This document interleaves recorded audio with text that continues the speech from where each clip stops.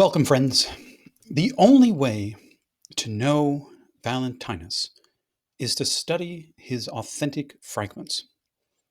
So today we'll be taking a closer look at the first fragment preserved from Valentinus. It is quoted by Clement of Alexandria in his Stromata, Book 2. Clement says that he excerpted it from a letter of Valentinus, a letter which unfortunately does not survive. The fact that Valentinus was a letter writer, however, is significant. In doing so, he followed in the footsteps of Paul and many other roughly contemporaneous Christian writers, such as the author of the Epistle of Barnabas and the author of 1 Clement and Polycarp. These Christians were in turn imitating other philosophical or quasi-religious writers such as Plato, Epictetus, and Seneca. We know that Valentinus wrote at least one other letter from fragment 3, and this letter was written to a man called Agathopus. It remains an open question whether Valentinus wrote to his disciples or to someone else in this letter, and whether Clement drew from a collection of Valentinus's letters or whether he had randomly gathered two of them himself. Valentinus, it is important, didn't use any kind of pseudonyms. He didn't try to hide his identity, as we see in some Nag Hammadi and Sethian texts and in the Epistle of the Apostles, nor, at least in what survives, did he try to distinguish himself from other contemporary teachers. He doesn't seem to be particularly combative. At any rate, this fragment, in my translation, is as follows. I will warn you that it is fairly complex in its sentence structure. It's a long sentence, but don't worry, I'll be commenting on the text phrase by phrase, and you can always hit the replay. Quote, just as awe of that formation seized the angels because he uttered things greater than his formation, on account of the seed of higher reality invisibly bestowed within him, the seed that spoke boldly. So also in the generations of worldly humans, the products of human beings, like statues and images, inspire feelings of awe in their makers. Indeed, everything that human hands accomplish in the name of a god can inspire awe. For Adam was formed in the name of the human, which afforded awe of the pre-existing human who was established in Adam.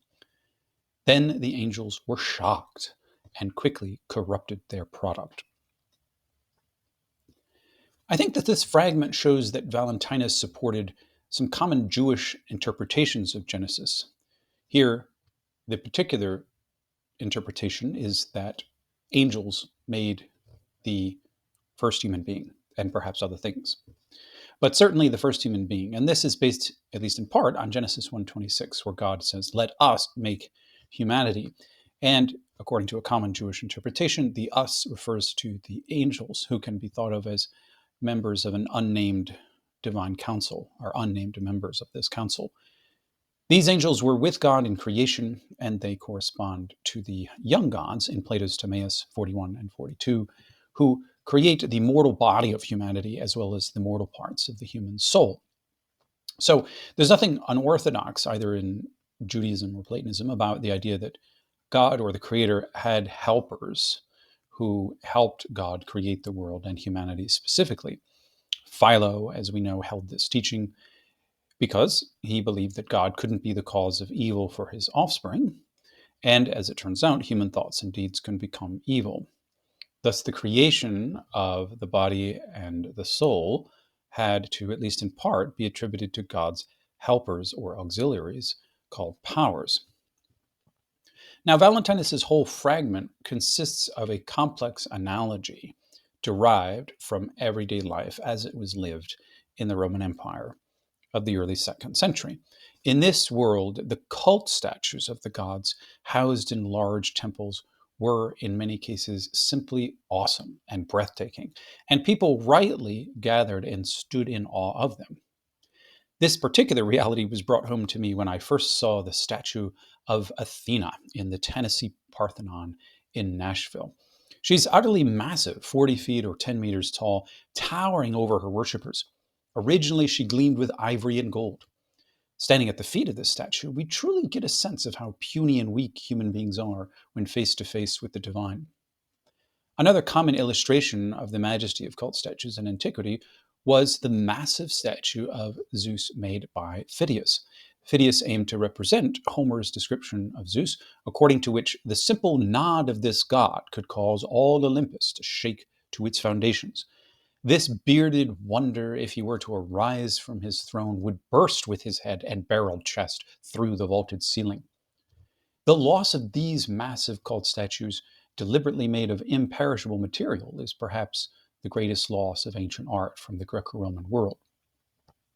But to return to our text and its fundamental irony, statues inspire awe and amazement in human beings, while at the same time they are also made by human beings. So, in effect, humans stand in awe of their own creations, and indeed, they still do so today. Breathtaking skylines of great cities end up on posters in movies. People take boat rides and helicopter rides to visit the Statue of Liberty in New York. And there's no doubt that Lady Liberty is truly amazing, even if people don't reverence her as a goddess these days. The fact that we feel something like religious awe before our own creations is, in fact, the main point of the analogy in our fragment. Because long ago, when angels made or formed, literally molded, the first human Adam, they felt the same religious awe or fear before their creation. In their case, however, the awe or fear had a cause. They were evidently surprised that a seed of higher reality had been invisibly planted inside Adam. This is evidently an interpretation of Genesis 2:7, where divine breath comes into Adam and makes him a living soul. The reality of this breath, as Valentinus preferred, seed, was invisible to the angels, but they could still intuit this breath or seed because of Adam's bold speech. In short, Valentinus depicted a myth of creation wherein Adam talked back to his angelic creators, and as a response, the angels were taken aback. Of course, we'd like to know what Adam said, but it's never told in the fragment. Perhaps it was the kind of sharp criticism which some philosophers in antiquity were known to give tyrants and autocrats. We can only judge the power of what Adam said by its reaction. The angels were stunned and struck with horror.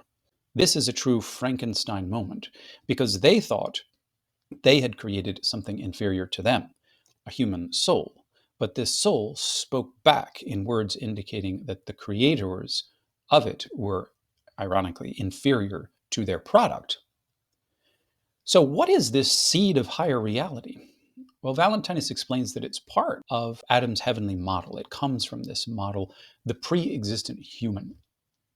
The angels, we gather, must have been ignorant of the fact that Adam was made in the name or after the form of this human. Or perhaps they were perfectly aware of making Adam in this form, but they simply didn't anticipate that their product would share in the higher reality of that form.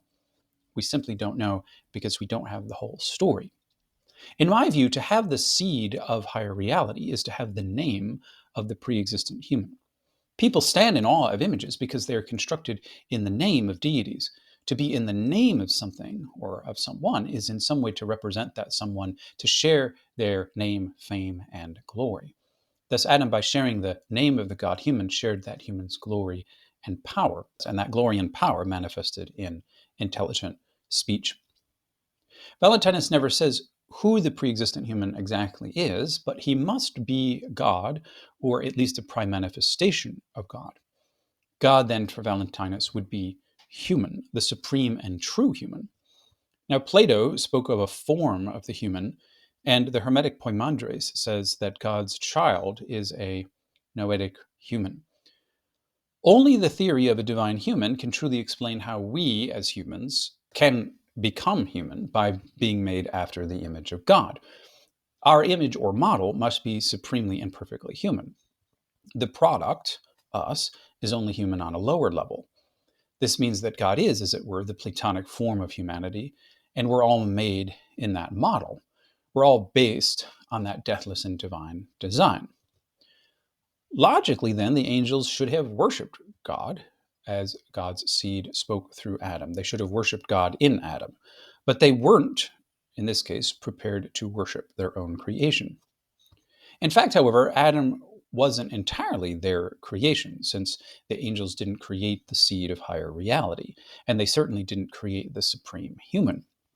At best, the angels only created the outward form of Adam, which is probably his animate or soulish form.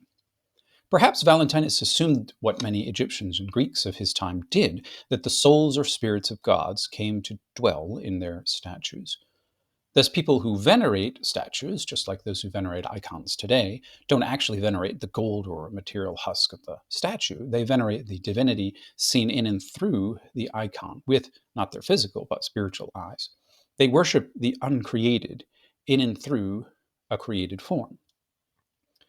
But in our case, or in our fragment, the angels do not choose to venerate Adam.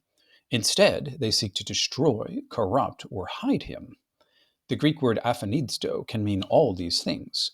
I've chosen to translate it by corrupt because the angels don't in fact destroy Adam. If they did, we wouldn't be here. Instead, the angels corrupt Adam's soul, probably by encasing it in material flesh, which is an interpretation of the dust of the earth.